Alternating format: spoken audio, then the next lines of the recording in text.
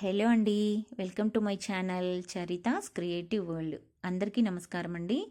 ఈరోజైతే ఒక స్పెషల్ బ్రేక్ఫాస్ట్తో మీ ముందుకు వచ్చేసాను. అది ఏంటి అంటే ప్యాలాలతో చేసే ఉప్మా. దీనినే కొన్ని ప్రాంతాలలో ఉగ్గాని అంటారండి. ఈ ప్యాలాలను మరమరాలు అని కూడా అంటారు. వీటితో నేను ఉప్మాను చేసి చూపించబోతున్నాను. టేస్ట్ చాలా బాగుంటుంది. ఎవరైనా కూడా తినొచ్చు. సింపుల్ ప్రాసెస్లో చూపిస్తున్నానండి. సింపుల్గా చేసుకునే ఈ ప్యాలాల ఉప్మాను మనం బజ్జీ కాంబినేషన్తో తింటే చాలా చాలా బాగుంటుంది.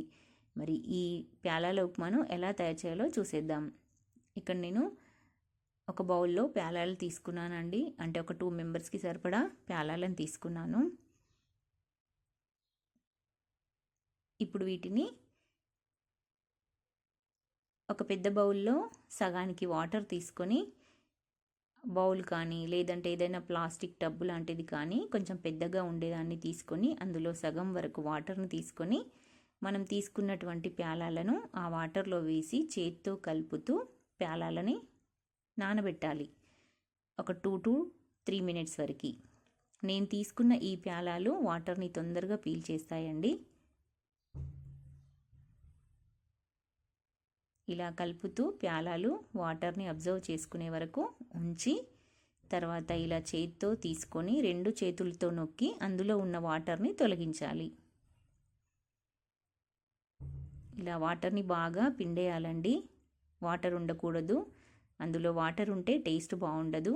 అలా తీసుకున్న వాటిని ఒక బౌల్లో వేసుకొని పక్కన పెట్టుకోవాలి. అలాగే అన్నింటిని కూడా 2 చేతులతో తీసుకొని పిండి అందులో ఉన్న వాటర్ని తొలగించుకోవాలి.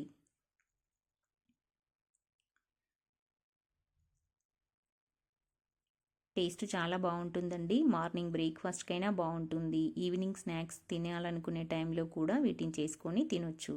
ఇంకా చివరిలో మన చేతికి అందని వాటిని ఇలా ఒక జాలిగరిటెతో తీసుకుంటే ఈజీగా పిక్ చేసుకోవచ్చు. చూసారా, నిండుగా నేను బౌల్ నిండుగా ప్యాలాలను తీసుకుంటే సగానికి అయిపోయాయి. ఇలా మనం ఫింగర్తో ప్రెస్ చేసి చూస్తే మెత్తబడాలి, కానీ ఊడిపోకూడదు. ఇవి ఇప్పుడు గాలి తగులుతున్న కొద్దీ మళ్ళీ పొడి పొడిగా అయిపోతాయి. తర్వాత స్టవ్ పైన ఒక ప్యాన్ పెట్టుకొని అందులో ఒక టేబుల్ స్పూన్ ఆయిల్ వేసానండి. అది హీట్ అయిన తర్వాత ఒక 1/2 స్పూన్ ఆవాలు, 1/2 స్పూన్ జీలకర్రని వేస్తున్నాను. ఇవి వేగాక ఇక్కడ నేను ఒక 3 స్పూన్స్ శనగపప్పును తీసుకున్నాను. ఇక్కడ నేను పల్లీలు ఏమీ యాడ్ చేయట్లేదండి. కంప్లీట్గా శనగపప్పుతోనే చేస్తున్నాను. కావాలంటే మీరు పల్లీలను కూడా యాడ్ చేసుకోవచ్చు. అవి లైట్గా వేగిన తర్వాత ఒక 3 పచ్చిమిరపకాయలని తీసుకొని ఇలా చిన్న చిన్న ముక్కలుగా కట్ చేసి వేసాను. వీటిని ఇప్పుడు లైట్గా వేయించుకోవాలి. తర్వాత ఒక ఆనియన్ని సన్నగా తరిగి కొన్ని కరివేపాకుతో కలిపి వేస్తున్నాను. ఇప్పుడు ఆనియన్ని మిక్స్ చేసుకొని మగ్గించుకోవాలి.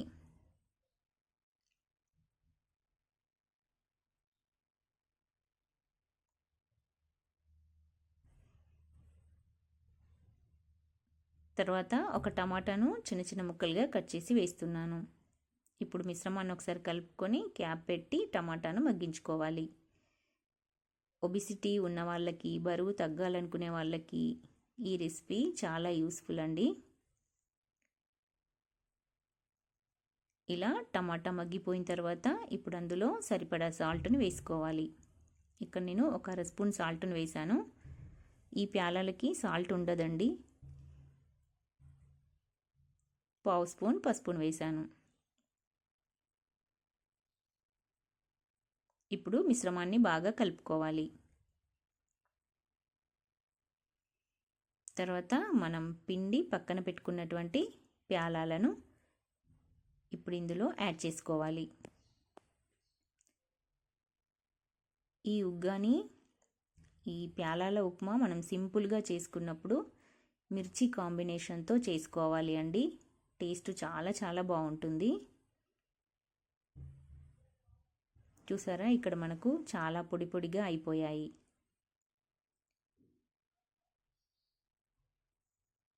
చూస్తుంటే మనకు రైస్ పులిహోరలాగా కనబడుతుంది. కానీ టేస్ట్ మాత్రం దానికి దీనికి అసలు సింకే ఉండదండి. చాలా చాలా బాగుంటుంది టేస్టు. చాలా క్విక్గా అయిపోతుంది కూడా.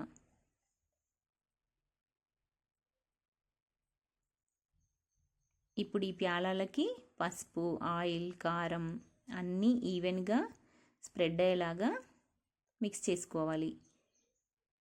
ఇలా బాగా కలుపుకున్న తర్వాత ఇప్పుడు కొద్దిగా కొత్తిమీరను యాడ్ చేసుకోవాలి. మళ్ళీ ఒకసారి మిశ్రమాన్ని కలుపుకొని స్టవ్ ఆఫ్ చేసేయాలి. నేనైతే ఈరోజు చాలా సింపుల్ ప్రాసెస్లో చేస్తున్నాను, ఎందుకంటే బజ్జీలు కూడా చేశాను కాబట్టి. మనం మిర్చి బజ్జీ చేయాలనుకున్నప్పుడు ఇలా సింపుల్ ప్రాసెస్లో చేసుకుంటే సరిపోతుంది.